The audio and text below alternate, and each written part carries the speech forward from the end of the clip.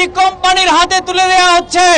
কিন্তু আমরা দেখছি গত 2 দিন আগে প্রতিবেদন এসেছে, এই বছরে বাংলাদেশের এই চট্টগ্রাম বন্দর প্রায় 21 ভাগ বেশি এইবার আয় করেছে।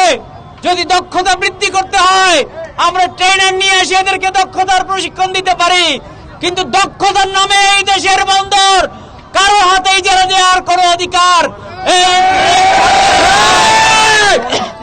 আপনাদের 3টা কাজ ছিল, বিচার করা, আপনারা সেটা করছেন। আপনাদের কাজ ছিল সংস্কার করা, বন্দরে আপনারা কি সংস্কার করেছেন? আমরা কিচ্ছু দেখি নাই। সংস্কারের নাম করে এই বন্দর বিদেশিদের হাতে দিলে এই চট্টগ্রাম সহ সারা বাংলাদেশে আগুন জ্বলবে। এই বন্দর কোনোভাবেই বিদেশিদের হাতে দিব না। বন্ধুরা, এনসিপি এবং সিজিপি কোনোভাবেই বিদেশিদের হাতে আমরা দিতে দিব না যতক্ষণ পর্যন্ত আমাদের শরীরে 1 বিন্দু রক্ত আছে। আমরা ওনাদেরকে কন্ট্রাক্টর হিসাবে মনে করছি, কিন্তু ইজারাদার হিসাবে আমরা এখন, যদি আপনি ইজারাদার দেন তাহলে রেভিনিউ আদায় হবে না। আমরা রেভিনিউ আদায় করবে বাইরের মানুষ।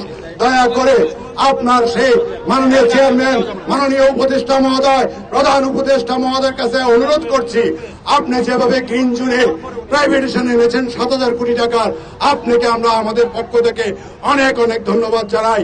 আমরা আরো জানাই, পানগা আপনারা দিয়েছেন, আরো ধন্যবাদ জানাই আপনাকে।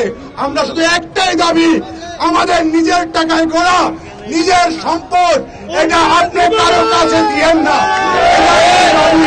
আর কিছু না, মাননীয় চেয়ারম্যান, আপনি সব কাজ করছেন, আমাদেরকে এতটুকু শুধু দিয়ে দেন, আমরা আর কিচ্ছু চাই না।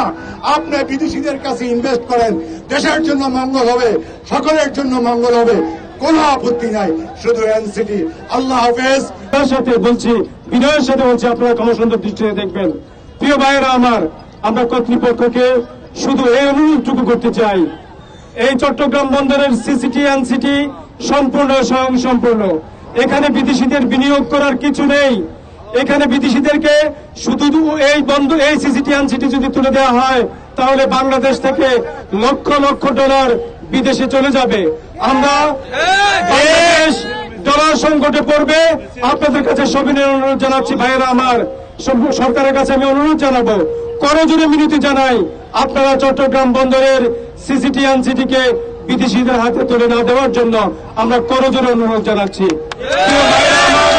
আমি একটা কথা আমরা আগেও বলেছি যে চট্টগ্রাম বন্দরের পে টার্মিনাল যদি আপনারা বিদেশিরা তৈরি করে অপারেশন করে বিদেশি বিনিয়োগ যদি আসে তাহলে আমাদের কোনো আপত্তি নেই, আমরা আগেও বলেছি।